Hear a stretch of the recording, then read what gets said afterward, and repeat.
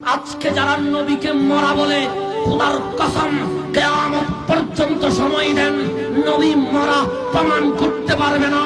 আমাকে 5 মিনিট সময় দেন, আল্লাহর কসম আমি নবী জিন্দা প্রমাণ করে দিব।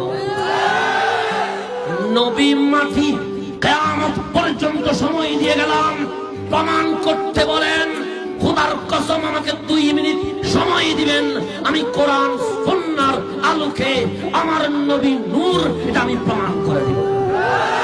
যদি বলেন ইলম বেড়ে গেছে, না। আমল বেড়ে গেছে, না। তো কিসের বড়ায়? একটা জিনিসের বড়ায়, আমাদের সম্পর্ক কোন দুনিয়াদারের সাথে নয়, আমাদের সম্পর্ক দয়াল নবীর কদমের সাথে। ইলম কিতাব থেকে আসে না, ইলম মুস্তাফার কদম থেকে আসে। কথা ঠিক কিনা?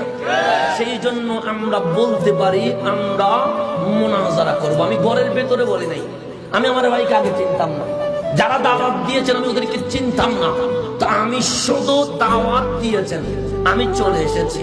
কেন? আমার কাছে দুর্বলতা থাকলে আমি রুমের ভেতরে কথা বলতাম। এটা আমার বাড়ি নয়, এটা আমার এলাকা নয়। এখানেও যদি মিলাদুন নবী বিরোধী থাকে, আমি কিতাব জানি নাই, এখন এই মুহূর্তে মোকাবেলা করতে প্রস্তুত আছি।